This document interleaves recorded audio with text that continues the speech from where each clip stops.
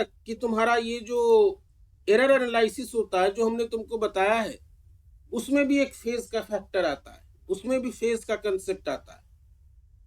हमने तुमको बताया है थोड़ा सा, तुम आगे भी देख सकते हो या पूछ सकते हो, हम बता देंगे। तो यहाँ पर जो है हम लोग बेसिकली जो बेसिक चीजें हैं पहले हम लोग उससे स्टार्ट करते हैं। इसमें जो जो टॉपिक्स हम लोग अभी डिस्कस करेंगे, the explanation of oscillatory motion, basic terms, उनका मीनिंग और कुछ एग्जांपल्स हम लोग देखेंगे पहला सेक्शन। ठीक है, तो इससे पहले जो है हम लोग पढ़ चुके हैं, अभी हम थोड़ा देर, अच्छा चलो स्क्रीन रहने दो। इससे पहले हम लोग जो है तुम लोग पढ़े हो अबाउट द ऑसिलेटरी और पीरियोडिक मोशन। एक होता है पीरियोडिक मोशन, एक होता है ऑसिलेटरी मोशन। तो यहाँ पे मेन डिफरेंस जो सबसे पहले हमको जानना होता है वो ये होता है कि ऑसिलेटरी मोशन और पीरियोडिक मोशन में क्या अंतर है। बिना स्क्रीन देखे, वो तो लिखा ही हुआ है इस पे, क्योंकि ये जो है हमने कहीं किसी और इंस्टीट्यूशन में पढ़ाया था, उसी का नोट है ये, रिसेंटली पढ़ाया था, सेम सिलेबस है। पीरियोडिक मोशन और ऑसिलेटरी मोशन में क्या फर्क समझ में आता है, बिना स्क्रीन देखे बताना।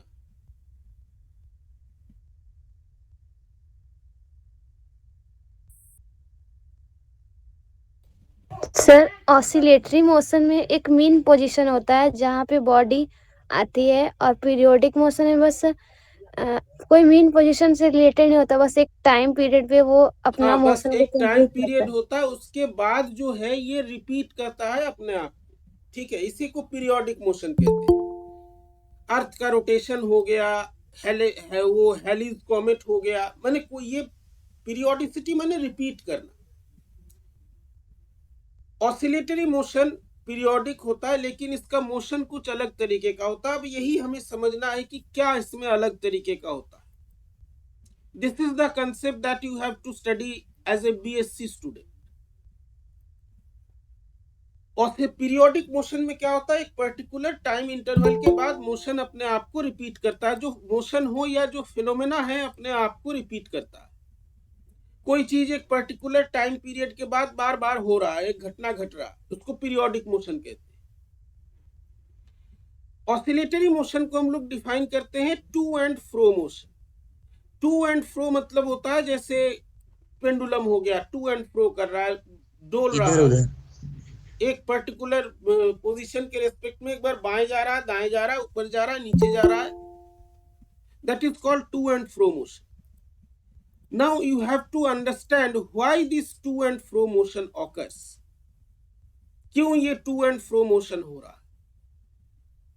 ठीक है, हम लोग सबसे सिंपल जो एग्जांपल हमारा होता है that is the simple pendulum, उसी को लेकर के चलते हैं। एक बॉब है, एक जो है मास लटकाया गया है एक धागे से, उसको हमने थोड़ा सा डिस्प्लेस किया और वो जो है टू एंड फ्रो मोशन कर रहा है अबाउट द मीन पोजीशन और इक्विलिब्रियम पोजीशन। तो जैसा इन्होंने बताया, किसी भी ऑसिलेटरी मोशन का सिग्निफिकेंट पार्ट ये होता है कि उसमें जो है that motion occurs, this to and fro situation occurs about a fixed point, and that fixed point is called the equilibrium position or the mean position of the system. The significant point about the oscillatory motion is that the to and fro motion occurs when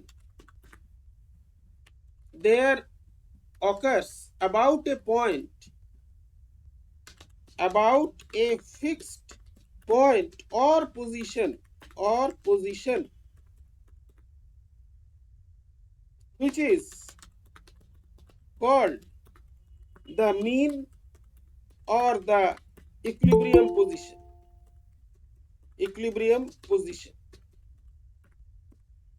ये जो है एक mean या equilibrium position के about होता है, fixed point है उसके अबाउट हो रहा है, ये खास बात होती है। अब ये जो पोजीशन है, पहले इसके बारे में थोड़ा सा समझ लेते हैं कि ये पोजीशन क्या है, क्या इसकी खास बात है। इक्विलिब्रियम माने क्या होता है? इक्विलिब्रियम साम्य स्थिति, है साम्य स्थिति। मैंने वो तो ट्रांसलेशन हो गया, ठीक है, इसका मतलब क्या होता है?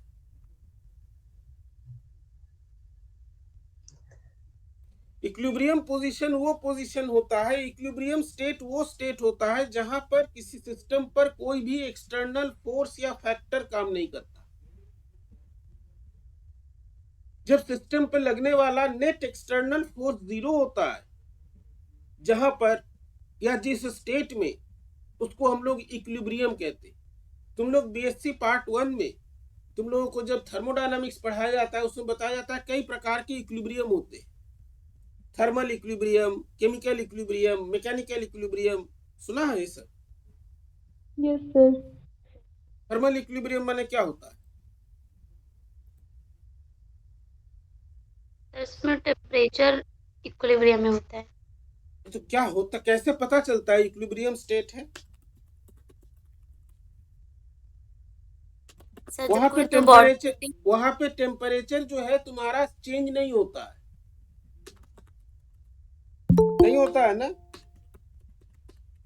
Hello, yes sir.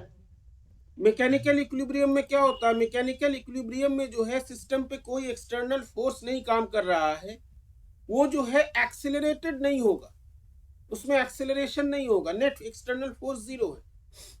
Rotational equilibrium है तो उसमें नेट एक्सटर्नल टॉर्क 0 है।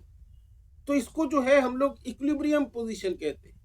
जो सिस्टम है सबसे ज्यादा स्टेबल उसी स्टेट में होता है, position where the net external force और नेट एक्सटर्नल डिस्टर्बेंस कहें, disturbance is 0। The equilibrium position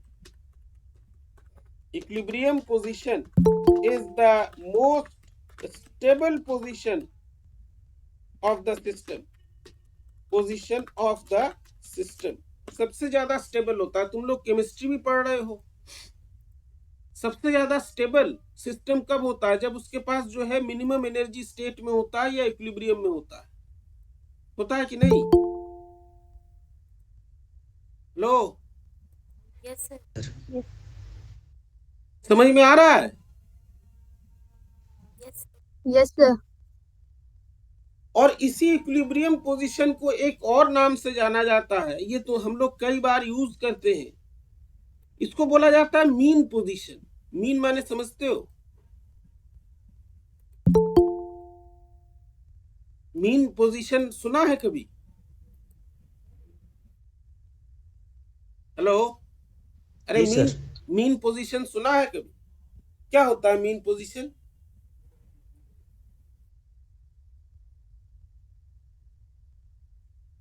ये शब्द तो सुने होंगे इससे पहले। अरे बोलो भाई, नहीं सुना है तो हम तो बताएंगे ही, सुने हो कि नहीं बताओ? Yes sir. क्या मतलब होता है मीन पोजीशन? क्यों बोलते हैं मीन शब्द का क्या मतलब होता है?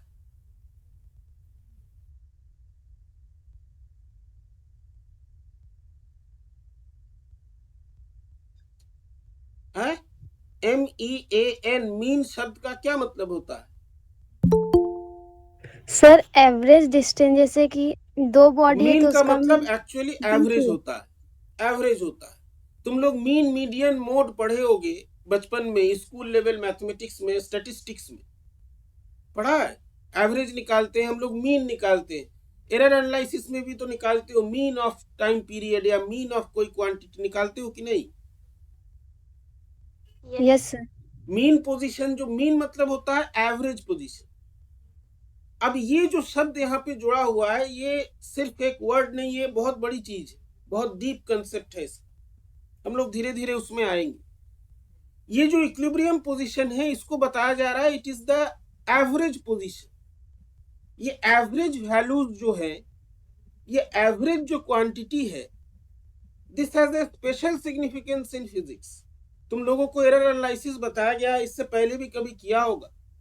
तुम 10 रीडिंग लेते हो, उसके बाद रिजल्ट निकालने के लिए क्या करते हो? एवरेज निकालते हो।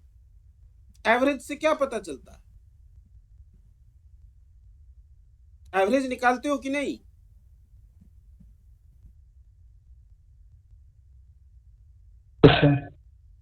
एवरेज कैसे निकालते हैं? सर टोटल जितने डेटा दिए रहते हैं उनको सम करके सबको और जोड़ जितने करके डेटा जो है भाग लगा देते हैं जितने नंबर ऑफ डाटा है। जैसे मान लो किसी क्लास में, तुम लोगों का कोई क्लास है, उसमें 100 बच्चे हैं, सबका हमने जो है एक एग्जाम लिया, 50 नंबर का, 100 नंबर का ही एग्जाम लिया, सबको अलग अलग नंबर आए, ठीक है। हमने एवरेज नंबर निकाला, सबका नंबर जोड़ करके 100 से भाग लगा दिया, हमको नंबर एवरेज आया 85। इसका क्या मतलब है?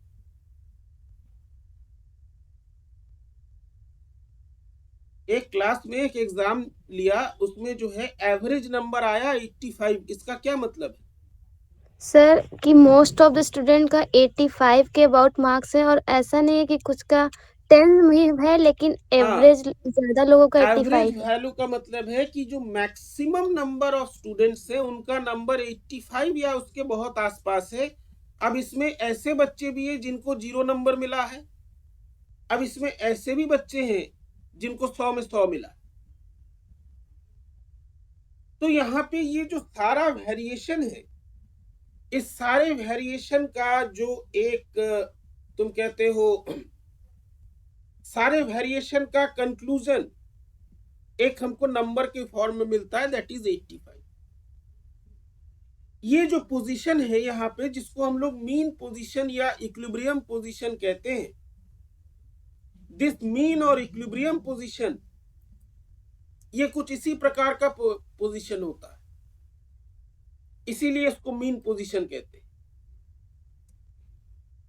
इस पोजीशन में जो ऑसिलेटिंग पार्टिकल जो टू एंड फ्रो मोशन कर रहा है, ये एक रैंडम मोशन है, एक बार ऊपर जा रहा है, एक बार राइट जा रहा है, फिर बीच में आ रहा है, फिर एक दाहिने जा रहा है, फिर बीच में आ रहा है, एक रैंडम मोशन है, एक वेरिएशन है। Mean position is that position जहां पे ये सारे वेरिएशन का इंक्लूसिव इफेक्ट हमको एक दिखता है। अभी हम लोग इसको इतना ही समझते हैं। तो यहाँ पे जो मीन पोजीशन है, mean position which is also known as the average position. Average position is the position where there is the overall effect या overall state of the random motion. क्योंकि ऑसिलेटरी मोशन ये एक randomness है, इसमें ये इसका fix नहीं है, एक बार दाहिने जा रहा है, एक बार बाएं जा रहा है, तो इस तरह से ये जो है मूव कर रहा है, ठीक है। तो इसीलिए इसको मीन पोजीशन बोलते हैं। इसमें और भी डिटेल्स हैं, उसमें हम लोग बाद में आएंगे, अभी हम लोग बेसिक चीजें समझ लेते हैं। यहां तक समझ में आया? यहां तक समझ में आया? Yes sir. अब हमारे पास जो तुमको इस बीएससी लेवल में जो पढ़ना है वो ये है कि ये जो टू एंड फ्रो मोशन हो रहा है, what is the reason of this to and fro motion? ये टू एंड फ्रो मोशन का कारण क्या है, क्यों होता है to and fro motion? Periodic motion समझ में आता है, पीरियोडिक रिपीट कर रहा है, वो भी एक तरह का रैंडम मोशन है, रैंडमली कहीं पर जो है रिपीट कर रहा है। अब हमें ये जानना है कि ये जो टू एंड फ्रो, ये जो इधर उधर कर रहा है, क्यों कर रहा है, what is the reason? Let us try to understand this. किसी को कोई दिक्कत है तो बता दो, समझ में आ रहा है? Yes sir. Yes sir. अब ये चीज हमें जानना है कि हम लोग टू एंड फ्रो मोशन तो बहुत सुन लिए, टाइम पीरियड जानते हो तुम लोग, फ्रीक्वेंसी हालांकि यहाँ पर हम वो भी बताएंगे, फ्रीक्वेंसी जानते हो, एम्पलीट्यूड जानते हो, एम्पलीट्यूड वेव से रिलेटेड है तुम्हारा ये जो, हाँ दूसरी चीज, तुम्हारा ये जो टॉपिक होता है इसका नाम है वेव्स एंड ऑसिलेशंस। ये इंपॉर्टेंट बात, वेव और ऑसिलेशन में क्या संपर्क होता है? आइडिया है? What is the relation between wave and oscillation?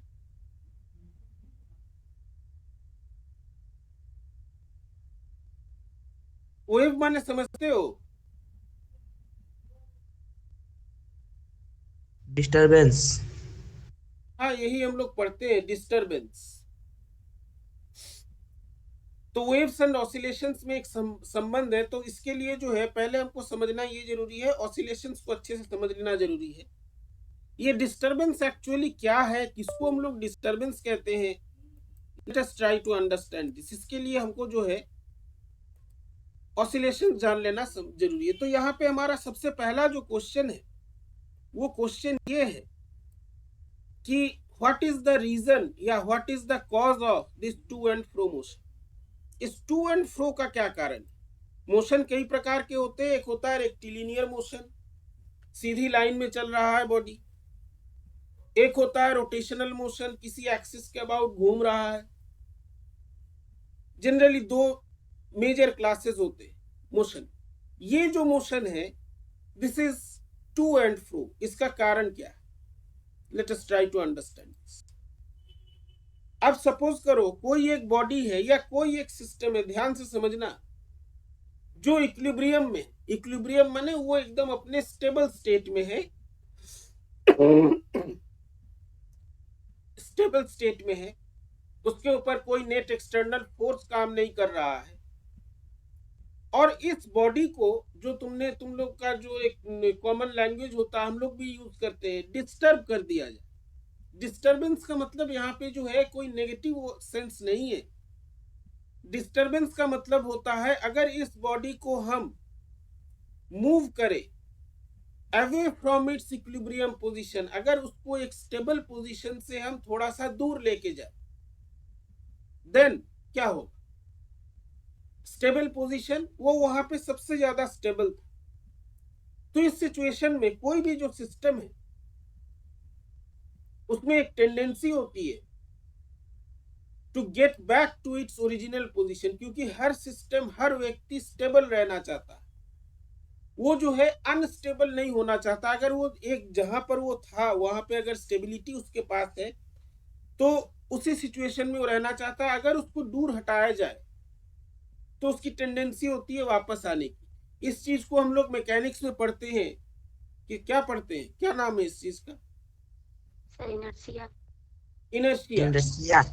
Inertia, या इसको हम लोग कहते हैं, इसको कभी कभी इलास्टिसिटी भी कहा जाता है। इलास्टिसिटी इसी कारण से आता है कि किसी भी बॉडी को अगर हम डिस्प्लेस करते हैं उसके ओरिजिनल पोजीशन से या एक ऐसे स्टेट से जहां पर वो स्टेबल था, it has a tendency to come back to the original position. वो वापस आना चाहता है।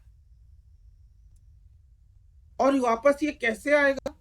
वापस आने का उसके पास जो मेथड होता है वो ये होता है कि उस सिस्टम के ऊपर एक रीस्टोरिंग फोर्स एक्ट करता है। रीस्टोरिंग का मतलब होता है रीस्टोर, माने वापस उसी स्टेट में ले आना।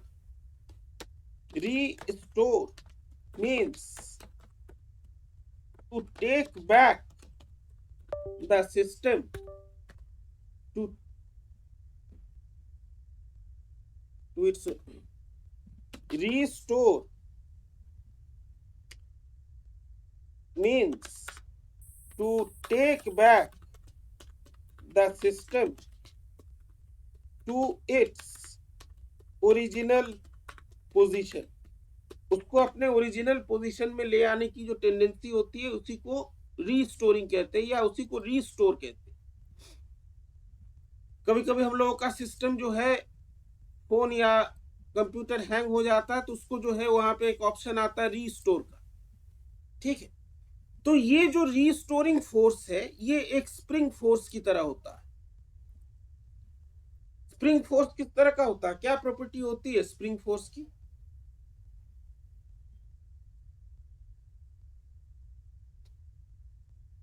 हेलो, स्प्रिंग समझते हो ना? स्प्रिंग। जी sir. Yes sir. Spring force एक होता है। स्प्रिंग कई जगह लगा होता है। तुम्हारे बॉल पेन में एक स्प्रिंग लगा होता है, गाड़ी के शॉकर में स्प्रिंग लगा होता है, शॉक एब्जॉर्बर जिसको बोलते हैं। बंदूक में स्प्रिंग लगा होता है, स्प्रिंग उस स्प्रिंग से जो है एक फोर्स जनरेट होता है। कि कैसा होता है वो force? F equal to kx होता है restoring. F is Sir, equal to kx minus kx होता है। ये Yes. जो स्प्रिंग है खाली ये जहां जहां पे हमने स्प्रिंग का पोजीशन बताया वहां तक सीमित नहीं है, कई जगह ये स्प्रिंग एक्शन होता है। ये स्प्रिंग एक्शन जो है ये कई जगह होता है। स्प्रिंग का इन जनरल मतलब है, स्प्रिंग जो कंसेप्ट है वो एक जनरल कंसेप्ट है।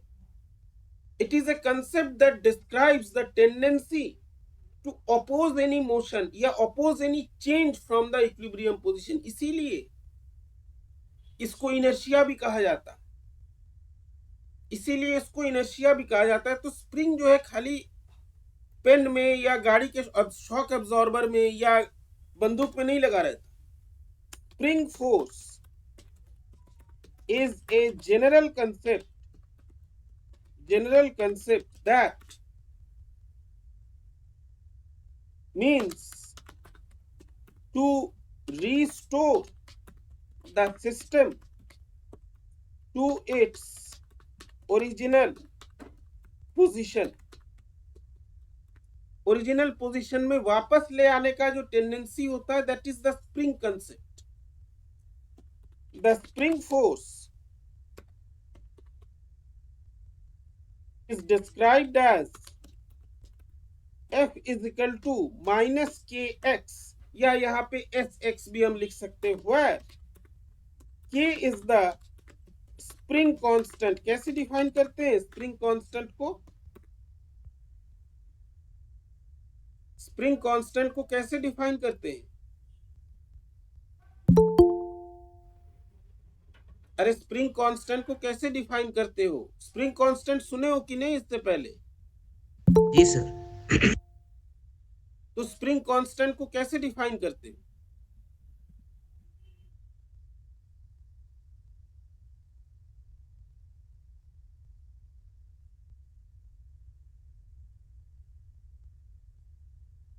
स्प्रिंग कांस्टेंट का मतलब है कि यूनिट डिस्प्लेसमेंट के लिए ये जो फोर्स है स्प्रिंग के द्वारा लगाया गया रीस्टोरिंग फोर्स, इसका मैग्नीट्यूड कितना है।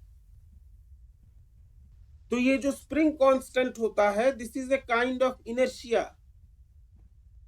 The spring constant A is the force that the spring exerts for per unit displacement from the mean position. Mean position से पर यूनिट डिस्प्लेसमेंट के लिए जितना फोर्स लगाता है, इसको हम लोग स्प्रिंग कांस्टेंट कहते हैं। और ये जो स्प्रिंग कांस्टेंट है, it is A form of inertia. The spring constant is a form of inertia called the spring inertia. इसी को हम लोग स्प्रिंग इनर्शिया कहते हैं। समझ में आया? Hello? Yes sir. Yes sir. इसको हम लोग स्प्रिंग इनर्शिया कहते हैं। तो ये जो है ये भी एक तरह का इनर्शिया है। क्यों इनर्शिया है? क्योंकि it has a tendency to change, to oppose any change in the position, any change in the equilibrium state of the system. इसी तरह के सिस्टम को जो हम लोग इनर्शिया कहते हैं। It is called inertia because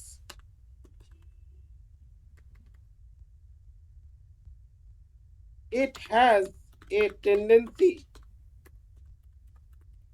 to oppose any change from the equilibrium state, from the equilibrium state. Equilibrium state से जो है इस किसी भी चेंज को ये अपोज करता है, इसलिए हम लोग इसको इनर्शिया कहते हैं। तो अगर हम फोर्स इक्वेशन लिखते हैं फोर्स इक्वेशन बने F बराबर ma का इक्वेशन लिखते हैं जो न्यूटन सेकेंड लॉ। तो हमारा फोर्स इक्वेशन किस प्रकार का होता है? फोर्स इक्वेशन होता है अगर बॉडी का मास m है तो एक्सेलरेशन अगर a है और उसके ऊपर फोर्स कितना लग रहा है, xx या kx।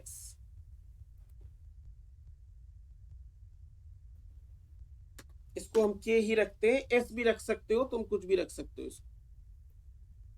तो ये जो है इसके ऊपर फोर्स लगता है। k को जो है स्प्रिंग कांस्टेंट या स्टिफनेस कांस्टेंट भी कहते हैं। स्टिफनेस माने समझते हो? स्टिफनेस शब्द का मतलब समझते हो? स्टिफनेस समझते हो? स्टिफनेस यस सर, हार्ड नहीं, स्टिफनेस एग्जैक्टली हार्ड नहीं होता है। स्टिफनेस का मतलब है अकड़ जाना। कहते हैं ना किसी किसी लोगों में अकड़ बहुत होता है। अकड़ बहुत होने का मतलब ये है कि वो जो है जल्दी मुड़ता नहीं है, वो अपने स्टेट से जल्दी हटता नहीं है। फॉर एग्जाम्पल, तुम्हारा जो स्प्रिंग लगा होता है गाड़ी के शॉक एब्जॉर्बर में, उसका स्प्रिंग कांस्टेंट बहुत ज्यादा होता है। उसको कंप्रेस या एक्सटेंड करने के लिए हमको बहुत ज्यादा फोर्स की जरूरत है। लेकिन जो तुम्हारा स्प्रिंग बॉल पेन में लगा होता है वो कम स्प्रिंग कांस्टेंट का होता है। अब अगर बॉल पेन में उतना तगड़ा स्प्रिंग लगा देंगे तो उंगली टूट जाएगी, तुम्हारा पेन जो है वो क्लिक नहीं करेगा। उसी तरह से गन में जो स्प्रिंग लगा होता है वो भी बहुत मजबूत होता है, क्योंकि उसको जो है बहुत सारा मोशन करना होता है। तो अगर हम इस फोर्स इक्वेशन को देखें, फोर्स इक्वेशन हमारे पास कैसा आता है? फोर्स F बराबर ma is equal to minus k. Minus sign क्यों है? माइनस साइन इसलिए क्योंकि ये जो फोर्स है ये डिस्प्लेसमेंट के ऑपोजिट डायरेक्शन में काम करता है। ठीक है, तो यहाँ पे जो है अगर हम इस फोर्स इक्वेशन को लिखें, ये डिफरेंशियल इक्वेशन के फॉर्म में लिखा गया है। ये जो x के ऊपर डबल डॉट है दिखाई दे रहा है? Yes sir. Yes sir. x के ऊपर डबल डॉट का क्या मतलब है? तुम लोग तो मैथमेटिक्स पढ़ रहे हो। d2x by d2। ये डबल डेरिवेटिव को बताता है। तो ये हमारा फोर्स इक्वेशन है, F बराबर ma, मास टाइम्स एक्सेलरेशन बराबर फोर्स। अब यहाँ पे जो है ये तुमको किसी भी बुक में कहीं पर भी मिल जाएगा, ऐसा कोई बुक नहीं है जहां पे ये इक्वेशन नहीं है। अब यहाँ पे थोड़ा सा ध्यान दो, बेसिकली ये इक्वेशन क्या है? इस इक्वेशन के लेफ्ट हैंड साइड में जो है you have the double derivative of position x double dot माने d2x अपॉन dt स्क्वायर, और राइट साइड में डेरिवेटिव, और राइट साइड में क्या है? कांस्टेंट है और पोजीशन है। तो this equation is relating position and its double derivative with respect to time by ये इक्वेशन। इस तरह का जो इक्वेशन होता है इसको हम लोग क्या बोलते हैं? इस तरह के इक्वेशन को हम लोग क्या बोलते हैं मैथमेटिक्स में? Differential equation. डिफरेंशियल इक्वेशन बोलते हैं। इसका ऑर्डर डिग्री कुछ होता है। The equation is such that it relates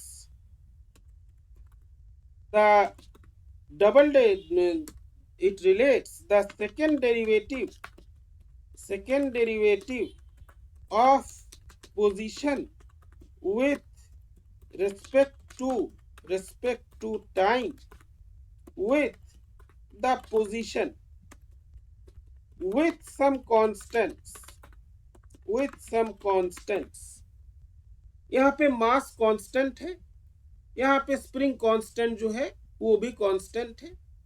इन दो कांस्टेंट्स की सहायता से ये पोजीशन और उसके टाइम के और उसका जो डबल डेरिवेटिव है उसको रिलेट कर रहा है। इस तरह की इक्वेशन को हम लोग बोलते हैं डिफरेंशियल इक्वेशन।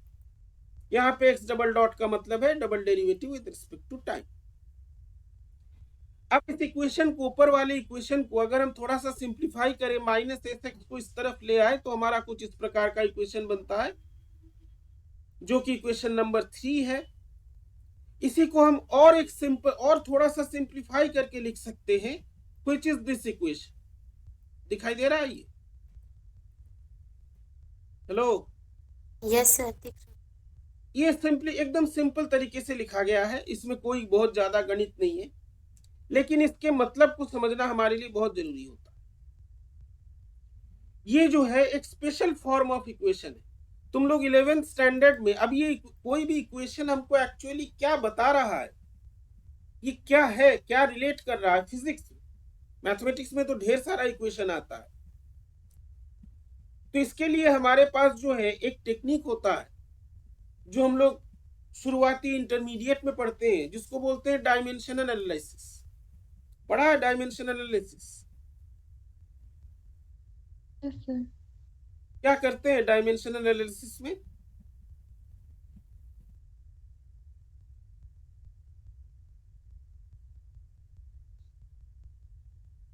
डायमेंशनल एनालिसिस जो है ये क्यों यूज करते हैं, कुछ आइडिया है इसके बारे में?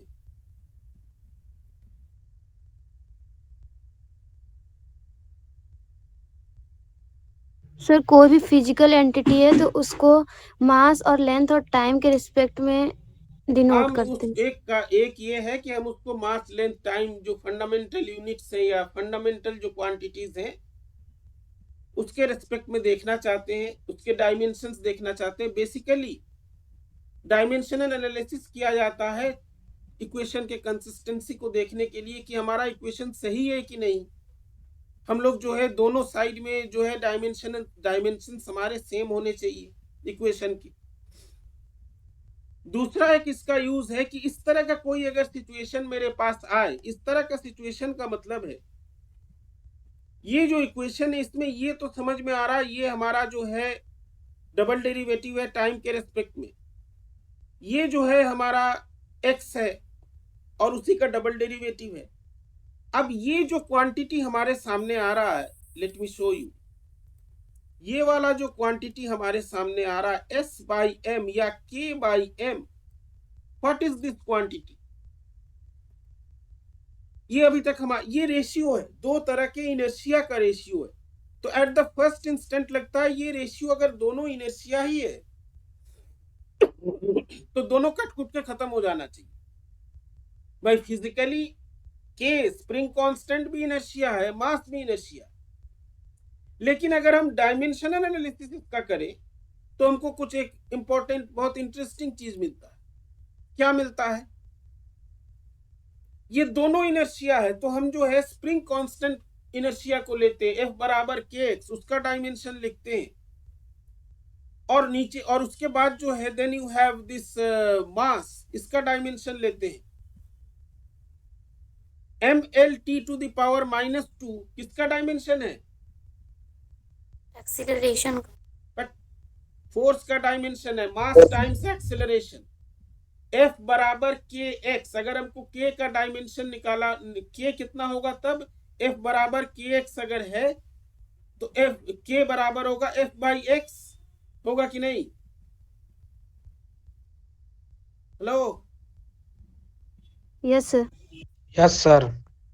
तो mlt to the power -2 by l, force का डायमेंशन, लेंथ का डायमेंशन, और नीचे एक m है तो m कट जाएगा, l कट जाएगा, बचेगा कितना? t to the power -2। अब हमारे पास जो है ये एक नया एक क्वांटिटी है t to the power -2। t माने होता है टाइम, 1 बाई टी स्क्वायर या t टू द पावर -2 है, ये हमारे पास एक क्वांटिटी आता है। तो ये टाइम क्या है? तुम लोग टाइम पीरियड जानते हो क्या होता है? टाइम पीरियड जो है पीरियोडिक मोशन में भी होता है। टाइम पीरियड का मतलब होता है the time required to complete one oscillation, होता है कि नहीं?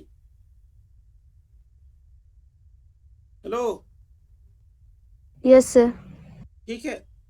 तो यहाँ पे हम बेसिकली क्या देख रहे हैं, बहुत इंपॉर्टेंट एक चीज देख रहे हैं कि ये जो एक ऑसिलेशन पूरा करने का जो समय है, भले ही ये यहाँ पे 1 बाई टी स्क्वायर के फॉर्म में है, दिस इज डिटरमाइंड या this is defined by the ratio of the two inertia factors. यहाँ पे दो इनर्शिया फैक्टर है, एक जो है तुम्हारा क्या है, स्प्रिंग इनर्शिया है, एक जो है तुम्हारा मास इनर्शिया है। तो इन दोनों का जो रेशियो है ये डिफाइन करता है एक ऑसिलेशन को पूरा करने में तुम्हारा समय कितना लगेगा, और इसी का अगर हम रेसिप्रोकल ले 1 बाई टाइम पीरियड क्या होता है? फ्रीक्वेंसी। फ्रीक्वेंसी होता है। फ्रीक्वेंसी का मतलब क्या होता है? फ्रीक्वेंसी से क्या समझते हो? 1 सेकंड में कितने ऑसिलेशन हो रहे हैं? पर यूनिट टाइम कितने नंबर ऑफ ऑसिलेशन हो रहा है, ये बॉडी कितना बार ऑसिलेट कर रहा है। अब ध्यान देना इस चीज पे, यही चीज हम लोग डिस्कस कर रहे हैं। टू एंड फ्रो का कारण क्या है? अगर तुमको कोई ये पूछे कि ये रिलेशन कैसे आया फ्रीक्वेंसी का और दोनों रेशियो का, ये तो मैथमेटिक्स यहाँ पे दिखा रहा है। ये जो दोनों इनर्शिया है, दोनों की टेंडेंसी क्या है? To oppose any change from the equilibrium position. ध्यान से समझो, इन दोनों का जो रेशियो है, दोनों इनर्शिया का, जिसका टेंडेंसी है इक्विलिब्रियम पोजीशन से किसी भी चेंज को अपोज करना, दैट डिटरमाइंस कि बॉडी कितना बार ऑसिलेट करेगा या टू एंड फ्रो मोशन करेगा when it is disturb from the equilibrium position. अगर ये रेशियो बहुत ज्यादा है, अगर सिस्टम में बहुत ज्यादा टेंडेंसी है to oppose the motion, to oppose the motion, तो यहां पर जो सिस्टम है उसको इक्विलिब्रियम से हटाने के बाद वो ज्यादा बार ऑसिलेट करेगा कि कम बार ऑसिलेट करेगा? क्या लगता है, तुम्हारा सेंस क्या बताता है? कम बार करेगा सर। कम बार करेगा। The number of oscillations per unit time और द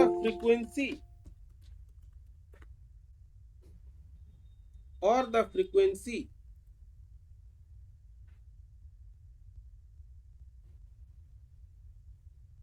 ये जो है, कोई भी क्लास चल रहा हो किसी भी फॉर्म में, जब समय दिया जाता है या तो उस समय आओ या तो उस समय उसके बाद ना आओ, ठीक है। The number of oscillations per unit time or the frequency is determined by the ratio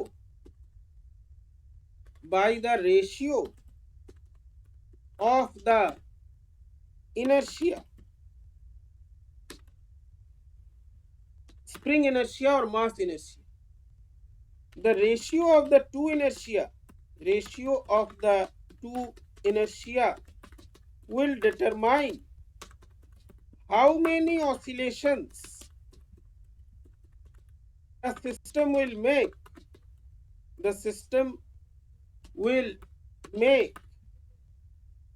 when it is disturbed from the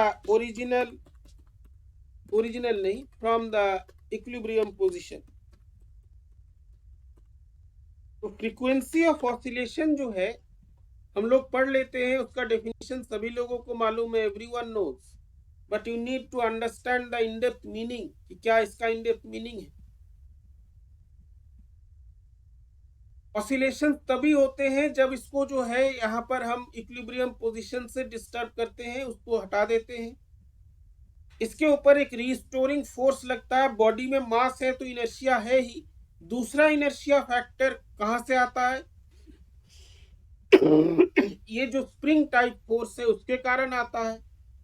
ये जो दोनों का रेशियो है ये डिटरमाइन करेगा कि तुम्हारा सिस्टम जो है कितनी बार ऑसिलेट करेगा, और ऑसिलेशन किसके कारण हो रहा है? Because of disturbance from the equilibrium position. So this is a very important concept, क्योंकि अब इस स्टेज में खाली तुमको अगर ये पता है कि फ्रीक्वेंसी माने नंबर ऑफ ऑसिलेशंस होते हैं, ठीक है, वो पता होना चाहिए, but you have to know what is the reason, what is the basic in depth meaning of frequency, क्योंकि ये आगे काम है। तो ये जो है, this is the basic of restoring force. अब ये जो वो इक्वेशन हमें भी पता है, इक्वेशन सबको पता होता है, you need to understand the physics. तो रिस्टोरिंग फोर्स जो है ये स्प्रिंग फोर्स की तरह होता है। अब कई बार पूछा जाता है कि भैया ऑसिलेट कर रहा पेंडुलम, इसमें कहीं स्प्रिंग तो लगा नहीं है। तो हमने तुमको ये बताया it is A spring force. और स्प्रिंग जो है एक जनरलाइज्ड कंसेप्ट है। कोई तुमसे वाइवा में पूछ दे, तुम्हारा गलवान मान लो एग्जाम हुआ या कुछ भी हुआ, कहीं भी आगे जाके भी बोला कि भाई बीएससी में आपने गलवानोमीटर से एक्सपेरिमेंट किए हैं, पढ़े, तो गलवानोमीटर में भी ऑसिलेशंस होते हैं, उसका कॉइल जो है वो ऑसिलेट करता है, हालांकि उसमें एक स्प्रिंग लगा होता है। तुम ये बताओ कि एक पेंडुलम है, एक पत्थर को हमने धागे से लटका दिया, ऑसिलेट कर रहा है, उसमें स्प्रिंग कहां से आया? उसमें स्प्रिंग नहीं है। लेकिन रीस्टोरिंग फोर्स का जो नेचर होता है it is spring like nature. वो जो फोर्स होता है वो बॉडी को वापस लाना चाहता है। It acts opposite to the displacement, जिसके कारण नेगेटिव साइन आता है। It is proportional to the displacement, first power of displacement x आता है। और इन दोनों का जो रेशियो होता है उसकी जगह एक कांस्टेंट आता है जिसको हम लोग स्प्रिंग कांस्टेंट कहते हैं। मैंने जिसको जब मन हो तब घुस रहा है क्लास। चलो पहला दिन है, हम बोल नहीं रहे। समझ में आया? यहां तक समझ में आया? लो, किसी को कोई दिक्कत? किसी को कोई दिक्कत? सर यहाँ पे x का 1 पावर ही क्यों लेते हैं? x का हाँ, पावर 3। बताएंगे। x का पावर हम 1 ही क्यों लेते हैं? हम लेते नहीं है, पहली चीज हम लेते नहीं है। That is the most important question कि यहाँ पे हम x का पावर 1 ही क्यों रख रहे हैं या इसी को क्यों कंसिडर कर रहे हैं। This is very important question. इसको हम डिटेल्स में बताएंगे। अभी हमने जो है इसको सिर्फ ऑसिलेशन कहा है, इसको हमने सिंपल हार्मोनिक या कोई नाम नहीं दिया है। नाम से हम सिर्फ अभी ऑसिलेशन के बारे में तुमको बता रहे हैं। यहाँ पे जो फोर्स है that is proportional to the first power of displacement. ठीक है, तुम लोग में ढेर का मैथमेटिक्स पढ़ते हो। ये जो पावर होता है, जैसे मान लो कोई एक इक्वेशन है, इसमें कोई भी एक क्वांटिटी है, suppose this is y is equal to ax plus b. Suppose y equal to ax plus b. ठीक है, यहाँ पे y इज इक्वल टू एक इक्वेशन है, y जो है वेरिएबल है, x वेरिएबल है, a और b कांस्टेंट। तो यहाँ पे अगर हमसे ये पूछा जाए कि y जो है ये, इसका जब तुम ग्राफ खींचोगे तो ग्राफ कैसा आएगा? Straight line.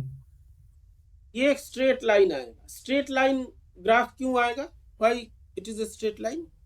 क्योंकि लीनियर रिलेशनशिप है ना, y लीनियर और रिलेशन x का क्या मतलब होता है? वही तो पूछ रहे हैं। फर्स्ट पावर में रिलेशन है ना, फर्स्ट उसको पावर का linear क्या relation- मतलब होता है? मतलब y x की फर्स्ट अगर पावर हम के यहाँ पे x का पावर proportional 0 में। रख दे तो x पर कोई डिपेंडेंस रहेगा? नहीं रहेगा, 1 हो जाएगा, y equal to a plus b हो जाएगा, तो कांस्टेंट लाइन आ जाएगी। अगर हम x का पावर यहाँ पे 0 रख देते हैं तो x के ऊपर कोई डिपेंडेंस नहीं है। तो x के ऊपर जो सबसे सिंपल हम नहीं यूज करेंगे, the minimum power of x that defines a relation between y and x or that relates the variation between y and x is x equal to 1। ठीक है, कोई दिक्कत यहां तक? Hello, no sir. अगर x का power 2 हो गया तो ये जो है पैराबोला हो जाएगा। 3 के लिए पता नहीं, हमें नहीं मालूम क्या होगा, हो सकता है कुछ भी। तो यहाँ पे ये जो फोर्स होता है, जिस फोर्स की हम लोग बात कर रहे हैं, F बराबर kx, this force is proportional to the displacement. ये जो है, ये जो प्रोपोर्शनल का मतलब है कि जितना हम डिस्प्लेस करेंगे ये फोर्स उतना टेंडेंसी होगा इसको वापस खींच के लाने का। ये तभी तक होगा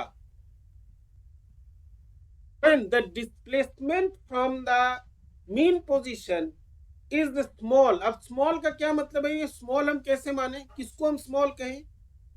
small का मतलब ये है when the displacement from the mean or the original position is proportional to the first power of x. अब पेंडुलम को हमने पकड़ के जो है एकदम खींच के ले गए दूर तक. इन दैट केस जो डिस्प्लेसमेंट है और वो जो पेंडुलम का मोशन होगा वापस आने का, that will not vary according to the first power of x. हम लोग सिंपल हार्मोनिक मोशन बोलते हैं, हम इसके बाद बताएंगे. सिंपल का मतलब यही होता है the force, the restoring force is या acts as long as the displacement from the mean position is such that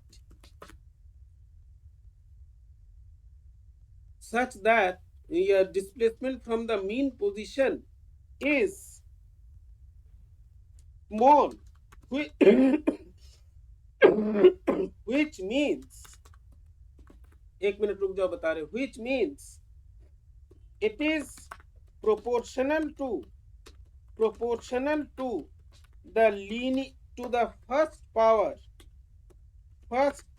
power of the displacement x.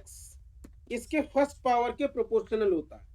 अब ये जो कंडीशन है, ये कंडीशन एक नियम होता है, उस नियम को फॉलो करता है.